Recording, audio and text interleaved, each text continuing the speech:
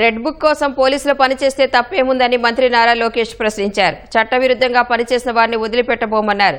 Red book దెబ్బకి ఒకరికి గుండెపోటు వస్తే మరొకరు చెయ్యి విరగొట్టుకున్నారని ఎద్దేవా చేశారు. ఇట్లా కానీ దుష్ప్రచారం చేసి ప్రాజెక్టులు అడ్డుపడితే నేను వదిలిపెట్టినాను.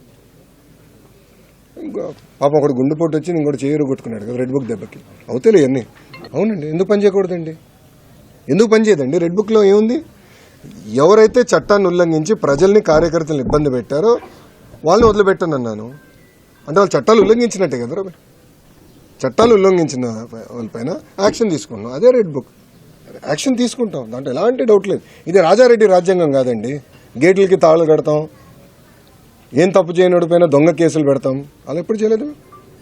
ఈరోజు జగన్మోహన్ రెడ్డి గారు ఫ్రీగా తిరగట్లేదు. Z+ సెక్యూరిటీ ఉందండి. అరే పవన్ అన్న కన్నా ఎక్కువ సెక్యూరిటీ ఉంది ఆయనకి. భలే ఉన్నారు.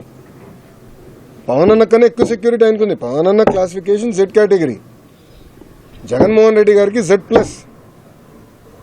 ప్రభుత్వమే బుల్లెట్ ప్రూఫ్ వాహనం ఇచ్చి ఆయన ఆంధ్ర రాష్ట్రంలో ఎక్కడ తిరిగినా ప్రభుత్వమే బుల్లెట్ ప్రూఫ్ వాహనం ఇచ్చి వెళ్ళిస్తుంది.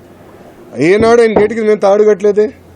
ఏనాడు ఆయన చేయాల్సిన కార్యక్రమాలు మేము అడ్డుపడలేదే. పర్మిషన్ ఇవ్వకుండా మేము పోలేదే.